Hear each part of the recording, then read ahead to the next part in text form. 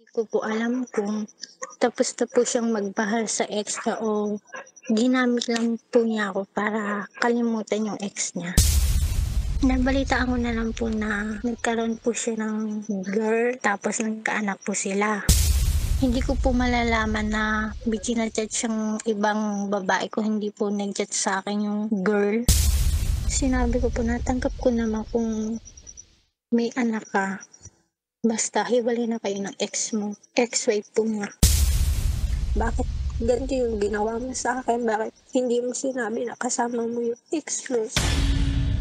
Sobrang dami kong pong tanong bakit po yung ginawa sa akin? Bakit na po ako iniwan sa inyo? Parang mas pinili po niya ulit yung ex-wife niya kaysa sa akin.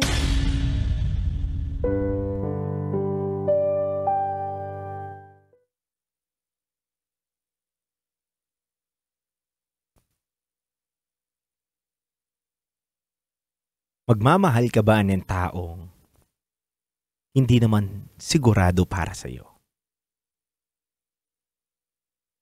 Handa ka ba magmahal ng taong meron pang pamilya na binubuo? Kadalasan, dahil sa salitang paniniwala o pinaniniwalaan kita, doon tayo napapahamak. Dahil may mga taong magagaling magsalita para paniwalain ka nila sa pangako nila na ikaw lang ang mahal nila. Pero at the end of the day, paaasahin ka lang. Sasaktan ka lang. At malalaman mo pa na meron siyang ibang minamahal. Kabisyo, isa ka rin ba? Isa ka rin ba na katulad ng isang top secret sharer natin na nagmamahal at nagpapakatanga sa isang taong meron naman palang pamilya? Paano mo masasabing mahal ka kung meron naman siyang ibang minamahal na pamilya?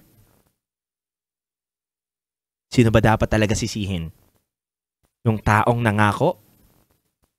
O yung taong naniwala sa pangako na alam niya naman na masasaktan siya at mali yung mga pangakong sinasabi sa kanya?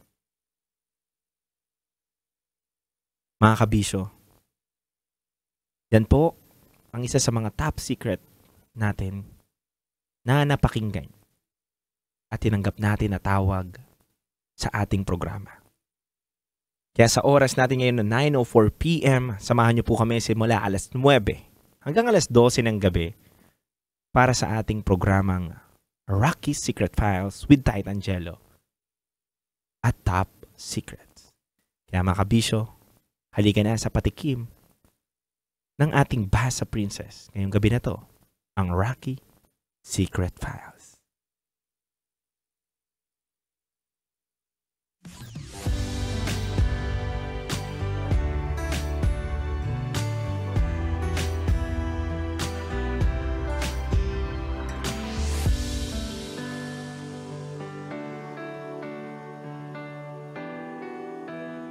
Dalawampung taon akong inabuso ng mismong pamilya ko.